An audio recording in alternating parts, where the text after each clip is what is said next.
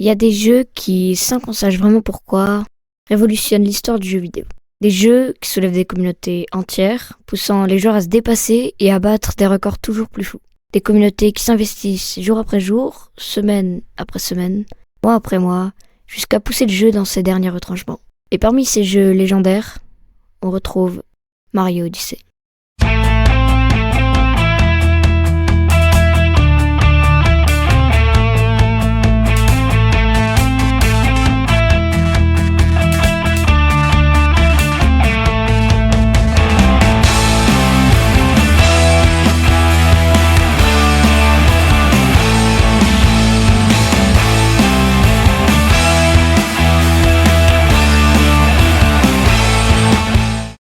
Ce jeu est et restera dans le cœur de beaucoup, comme l'un des meilleurs jeux de l'histoire. Si vous avez juste fait une fois le jeu, en suivant l'histoire et le chemin prévu par Nintendo, vous ne comprendrez sûrement pas sa véritable puissance. Le jeu est beau, l'histoire est bien conçue, et le gameplay est révolutionnaire. Ok.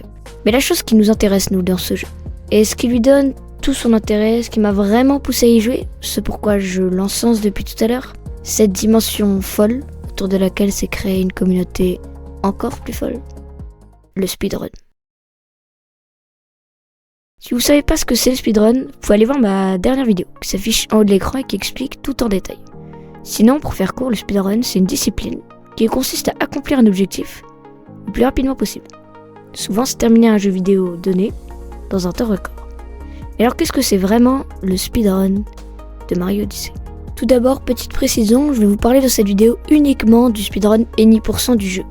Pour ceux qui connaissent pas le terme, le speedrun Any%, c'est ce qui désigne finir le jeu le plus vite possible en utilisant toutes les techniques que tu veux. Le chronomètre se lance quand on appuie sur le bouton Start et s'arrête quand on n'a plus le contrôle de Mario. Et avant que je vous parle plus en détail de l'histoire de ce speedrun, il va falloir que vous connaissiez quelques petites choses avant. L'histoire du jeu est très simple, comme dans tous les Mario, et consiste à récupérer la princesse Peach des mains de Bowser, une tortue géante qui veut se marier avec elle. Dans Mario Odyssey, on va être accompagné de Cappy, notre casquette qui va être la mécanique principale du jeu. Je vais en reparler juste après. Donc, on va traverser une bonne dizaine de royaumes dans lesquels on va pouvoir récupérer des lunes pour recharger notre vaisseau, l'Odyssée, et passer au royaume suivant. Ensuite, au dernier royaume, sur la lune, on affronte Bowser, on gâche son mariage, et on quitte la lune avec Peach. Et voilà, c'est la fin du jeu. Si le jeu a autant plu, c'est aussi pour la liberté de mouvement de Mario. Le gameplay est nouveau et il est très varié. Le nombre de choses que l'on peut faire en appuyant sur tel ou tel bouton ou en secouant la manette dans tel ou tel sens, c'est fou. On peut sauter, faire un triple saut, des roulades, une charge au sol, un long jump, un plongeon en avant, tourner sur soi-même, etc. Et il nous reste encore la mécanique principale du jeu, Cappy. Avec Cappy, on peut relativement tout faire. Le lancer de différentes manières, capturer des animaux, des objets, tuer des ennemis, sauter. Tout le jeu est construit autour de lui. Maintenant que vous connaissez toutes ces possibilités, imaginez ce qu'on peut faire en les combinant. Vous voyez quand je vous disais qu'on pouvait plonger en avant. Bien si on saute, qu'on lance Cappy et qu'on fait un plongeon vers Cappy. Hop, on a un double saut. Et bah c'est pareil pour tout. Vous voyez ce saut? Il paraît impossible, n'est-ce pas? Eh bien regardez juste.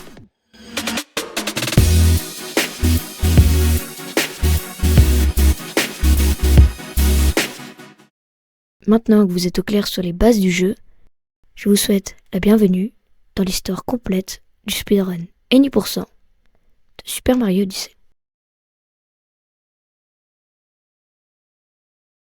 Le jeu sort officiellement le 27 octobre 2017, mais notre histoire commence un peu avant, la veille précisément. RetroRun, un speedrunner qui a réussi à se procurer une copie du jeu en avant-première, enregistre le 26 octobre 2017 la première run de Mario Odyssey en 3 heures, 38 minutes et 17 secondes. Ouais, c'est beaucoup. C'est vraiment beaucoup. Mais c'est déjà pas mal pour un début. Le jour de la sortie officielle du jeu, un joueur nommé Duders prend le record du monde avec un temps final de 3 heures, 6 minutes et 25 secondes. Mais le même jour, Monkey King Hero reprend le record en 2 heures, 11 minutes et 54 secondes. Puis il améliore son propre temps à 1h53 minutes et 46 secondes et passe sous la barre des 2 heures. La question se pose alors dans la communauté, serait-il un jour possible de finir Mario Odyssey en moins d'1 heure? Sub-hour is impossible, guys. There's no way anyone could get sub-hour. It's literally impossible, guys. Sub-hour is not gonna happen. I legitimately don't think it will ever happen. Humans cannot get sub-hour. It's not possible. Let me just say it. It's not. C'est maintenant le tour de l'américain Nintendo de prendre ce record du monde après Monkey King Hero le 29 octobre en 1h34 minutes et 33 secondes. Quelques heures plus tard à peine, Monkey King Hero récupère sa place de 4 secondes seulement. Nintendo va reprendre le record et améliorer son propre temps pendant 2 jours. Et ce qui va nous intéresser, c'est l'arrivée d'un nouveau joueur finlandais sur le jeu. Son nom, c'est Valou. Et c'est pas n'importe qui comme jeu. Il speedrun déjà beaucoup de jeux Nintendo à l'époque, et il fait partie des meilleurs joueurs dans chacun de ses jeux.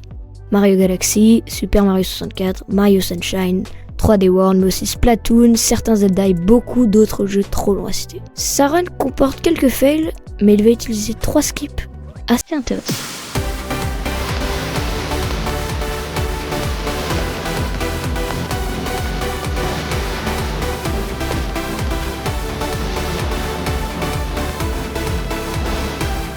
Ce skip est certainement le plus célèbre du jeu. Même les joueurs qui ne speedrunnent pas l'utilisent tellement il est efficace. Normalement, au pays des chutes, on doit effectuer une grande zone 2D pour monter jusqu'au boss, Madame Broodals. Comme vous l'avez sûrement vu, on peut passer cette zone 2D. D'abord, il faut capturer le dinosaure qui dort sur une petite colline. Ensuite, il suffit d'aller marcher sur le trampoline juste à côté et on décolle. Le deuxième skip est à Lost Kingdom, ce royaume où on atterrit après s'être bien fait détruire par Bowser. L'Odyssée est cassée et pour le réparer, il nous faut des lunes, mais il y a un petit problème sur cette île. Vous voyez au sommet de cette montagne, il y a une espèce de vautour. Klepto. Si jamais vous avez le malheur d'entrer dans sa zone d'action, il viendra vous voler Capi et le récupérer fait perdre beaucoup de secondes. Heureusement, en sautant sur cette cage, on peut esquiver Klepto et finir tranquillement le royaume. Le dernier skip est le plus impressionnant. Sur la Lune, le dernier royaume du jeu, on est censé traverser la Moon Cave, une zone très longue avec plein d'épreuves, ce qui fait perdre à peu près 3 minutes. C'est énorme. Sauf ici, il y a un sphinx, comme à Sand Kingdom. Et si tu rebondis sur sa tête, et que tu enchaînes des sauts très précis, quasiment pixel perfect, tu peux condenser les 3 minutes de Moon Cave en 15 secondes. C'est colossal. Value prend donc le record du monde, et comment vous dire que s'il le prend qu'avec 2 timides secondes d'avance sur Nintendo, le reste va pas se passer comme ça. Value va pendant 1 mois disputer le record du monde avec Iwabi74, un japonais très expérimenté en speedrun.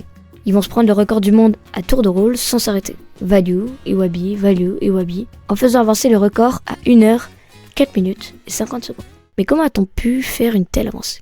Premièrement, la route est retravaillée. Les lunes ne sont plus prises dans le même ordre et d'ailleurs, le jeu est maintenant en japonais car c'est largement plus rapide pour les dialogues et fait gagner au total sur la run une dizaine de secondes. De plus, les runners sont beaucoup plus expérimentés, ils maîtrisent mieux le jeu et ont des techniques plus perfectionnées. Et puis, une quantité astronomique de skips a été découverte. Pour n'en citer que quelques-uns, il y a une amélioration considérable du skip de la cage à Lost, les runners passent désormais par cet arbre. Il y a également celui-ci, à Night Metro, qui permet d'escalader l'immeuble, mais il y a aussi le Fast Mecha.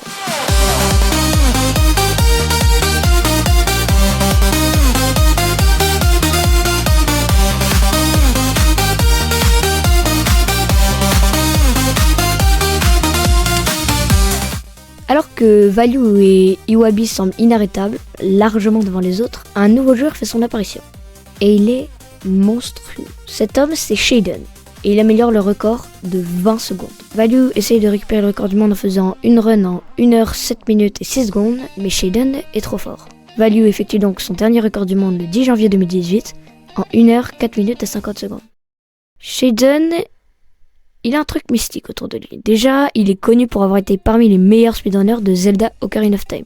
Il était même considéré comme le meilleur par certains. Mais en 2013, Shaden disparaît des réseaux. Puis, il revient pour la sortie de Mario Odyssey, après 5 ans de silence. D'ailleurs, Shaden n'a jamais posté ses runs sur speedrun.com. Il disait lui-même, ça m'est égal que mes runs soient vérifiés ou pas. C'est donc ses viewers Twitch qui ont repris ses runs pour les faire valider, officiellement. Shaden ne joue pas du tout comme Value ou les autres runners. Lui, il s'en fout complètement du record du monde. Son unique but, c'est de battre son propre record. Et pour y parvenir, il prend tous les risques possibles. Il effectue en run des strats jugés trop risqués, mais ce qui va vraiment lui faire devenir le maître incontesté, c'est quand il fait ça.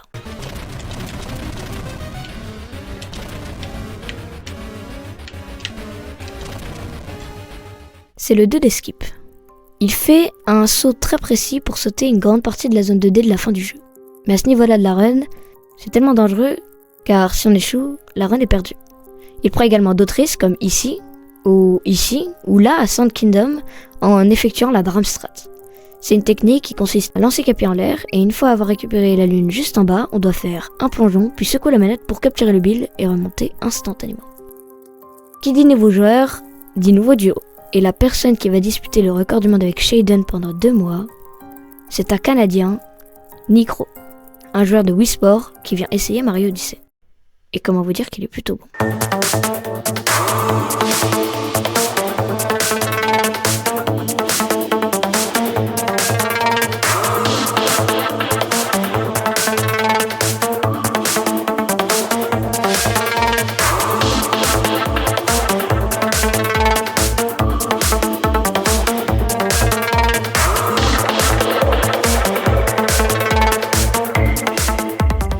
Et pendant 2 mois, Nikro et Shaden vont se prendre les records du monde à tour de rôle. Shaden, Nikro, Shaden, Shaden, Nikro, Nikro, Nikro, Nikro. Shaden s'est lassé. Comme en 2013, il disparaît sans laisser de traces, mais il laisse quand même derrière lui un joli 1 heure, 3 minutes et 47 secondes. Nikro est seul pendant 1 mois. Il enchaîne les records en liant son temps à 1 heure, 3 minutes et 16 secondes. Mais ce ne sera pas éternel. Il va bien falloir que quelqu'un remplace Shaden. Et c'est un Belge qui va s'en charger. Suisega. Il va battre Nikro de 2 secondes. Oh là là là là.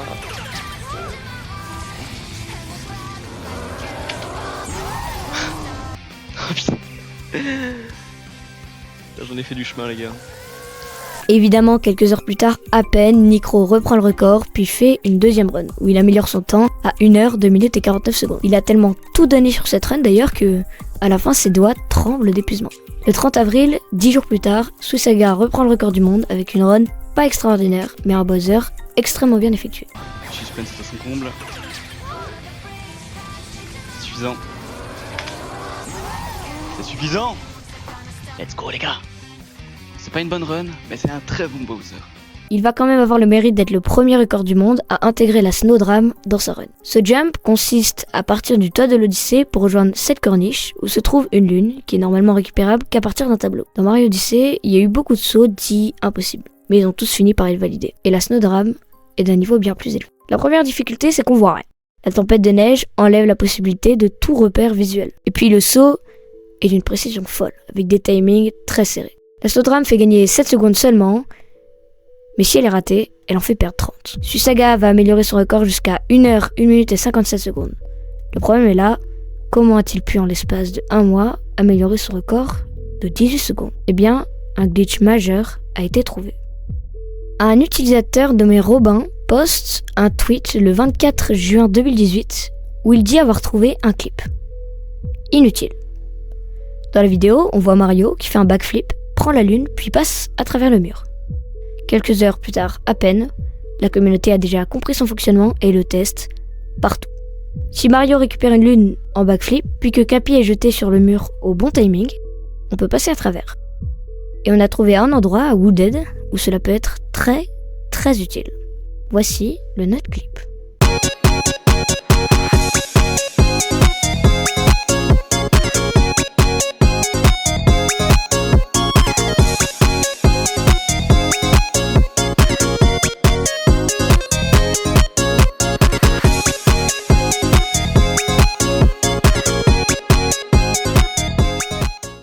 Le joueur récupère avec ce glitch 3 lunes, donc l'intégralité de la route de Wooded est retravaillée. Au final, si la route est bien effectuée, elle fait gagner 25 secondes par rapport à l'ancienne. C'est colossal. Et Suisega, il l'a bien compris, si bien qu'il va profiter que Nikro soit un événement caritatif pour s'entraîner. Quand Nikro revient, il va lui falloir 25 jours pour exploser Suisega de 10 secondes. It was a pretty good run, dude. It was a pretty good run. I'm not gonna lie. 3 mois que aucun autre runner que Nikro et Susaga n'a pris le record du monde. Quelle libération de voir arriver une nouvelle tête. Lil Curbs, un américain qui fait un 1 heure, 1 minute et 42 secondes. Les records tombent les uns après les autres. Nikro, Lil Curbs, Susaga, Lil Curbs, Nikro. On est en septembre 2018 et toute la communauté de Mario Odyssey ne pense qu'à une seule chose. Le sub 1 heure. Est donc mis en place un BTT, Best Theoretical Time. Pour vous expliquer simplement, un BTT regroupe les meilleurs segments effectués par les runners et les combine en un montage pour faire une run théoriquement parfaite. Le BTT qui sort donc indique une run potentielle de 59 minutes et 32 secondes. Le sub 1 heure est donc théoriquement possible. Ça va donner un coup de boost à tous les speedrunners, car tout le monde va être le premier à prendre le sub 1 heure. Et l'arrivée d'un nouveau challenger va accélérer les choses. Un américain du nom de Chaos Sprinkle. Et il est plutôt investi. Is that it? Oh, what a little boys! Yeah! Ah! Oh my god! Ah! Oh my fucking god! I can't believe it! Oh my god! I fell out of my chair. Chaos Sprinkle est le premier à faire le sub 1 heure et 1 minute. Et les records se mettent alors à pleuvoir.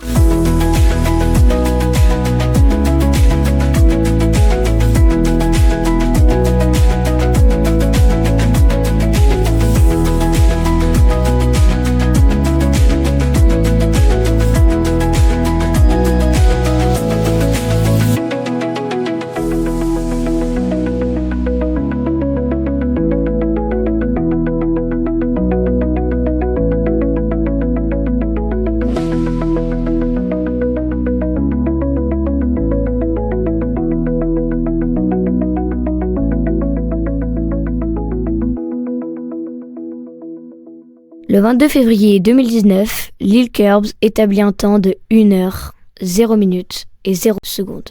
Mais ce n'est pas encore le sub 1 heure. Et il va falloir encore 1 mois pour que Nikro sorte cette run.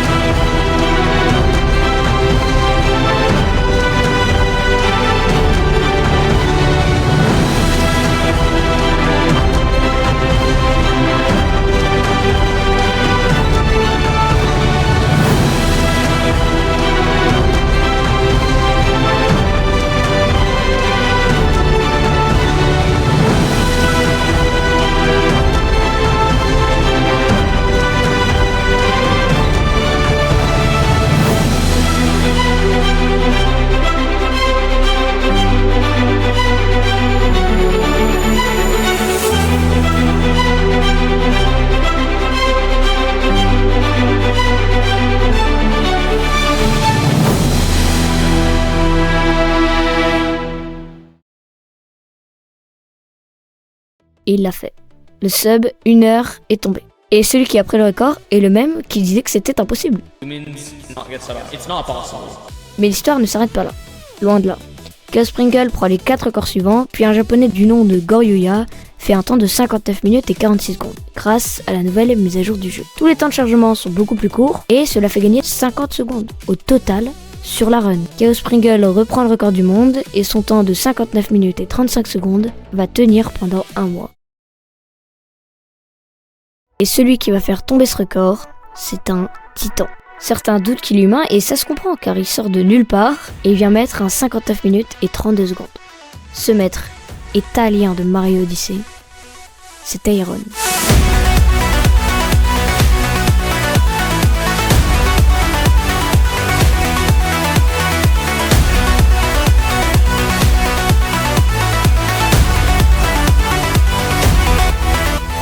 Chaos Pringle ne se laisse pas faire. Durant un mois, ça va être un 1v1 entre Tyrone et lui, et il en sortira victorieux, avec un temps final de 59 minutes et 30 secondes. C'est donc à ce moment-là qu'un nouveau runner apparaît. Une néerlandaise du nom de Mitch qui va détruire le record de Chaos de 16 secondes. Vous allez penser qu'une nouvelle strat a été découverte.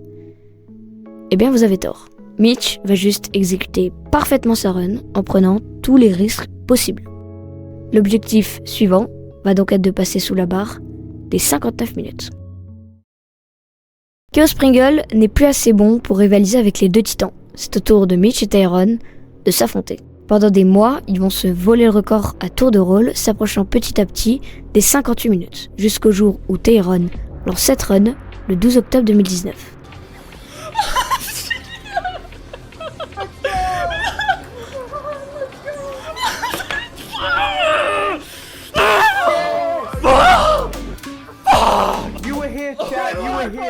Deux jours plus tard, à peine, il réalise un nouveau record qui tiendra pendant plus de 100 jours consécutifs. Un nouveau skip va alors apparaître. Vous vous souvenez du dino skip, avec le trampoline, tout ça? Eh bien, il a été totalement amélioré. Car en effectuant des sauts très précis sur cette paroi, on peut monter jusqu'au boss et gratter 10 secondes. C'est le dino skip skip. Mitch revient donc après 125 jours de domination par Tyrone, avec le DSS dans sa run, et elle gagne donc 10 secondes sur le record de Tyrone. C'est donc une guerre qui va démarrer entre les deux joueurs pour savoir qui fera en premier le sub 58 minutes.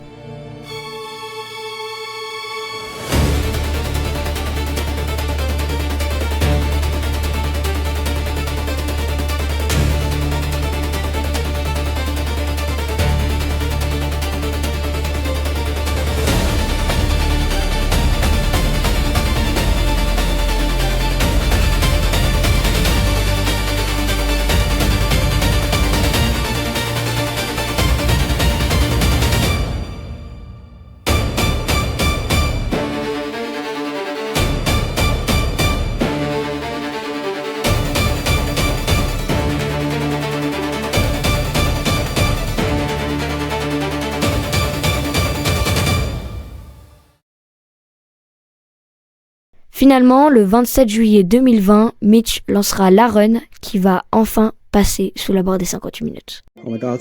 Oh my god. Oh my god. Oh my god.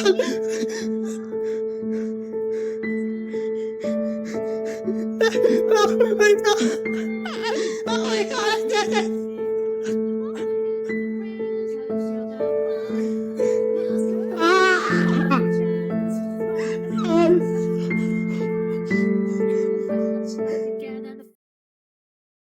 Le record va tenir 6 mois. Mais Tyrone continue à persévérer. Et en 2021, il reprend le record en 57 minutes et 35 secondes. Et le combat est alors relancé entre Mitch et Tyrone. Ça va durer 4 mois. Finalement, Mitch revient sur le podium. C'est alors que la communauté retrouve un tweet d'un joueur dénommé Miwi datant de 2020. Dans les derniers instants du jeu, on peut skipper la zone 2D en effectuant une série de sauts extrêmement précis sur des pixels invisibles. C'est le skip le plus dur du jeu, le 2DSS, et personne n'ose le faire en run. Mais le 19 août, Tyrone va l'essayer. I forgot you have a son to be. Let's go.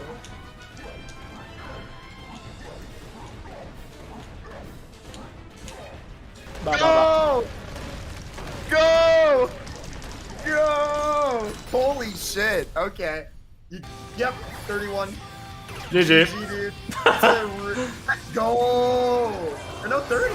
So low, 30? GG. GG.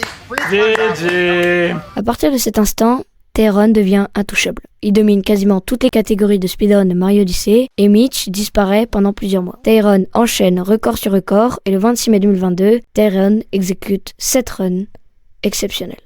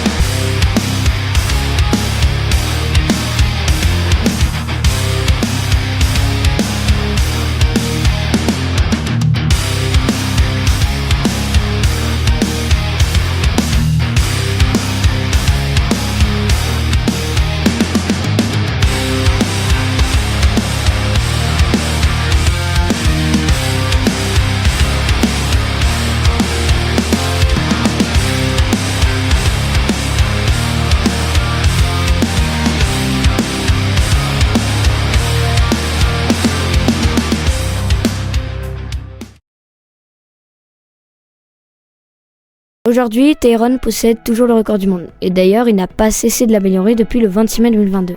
Personne n'a jamais repris le record du monde depuis ces 4 dernières années. Tyrone a réussi à écraser tous les autres speedrunners de Mario Odyssey. S'il faut retenir un truc de tout ça, c'est que avant de vouloir prendre le record du monde, les runners ont d'abord voulu battre leur propre record.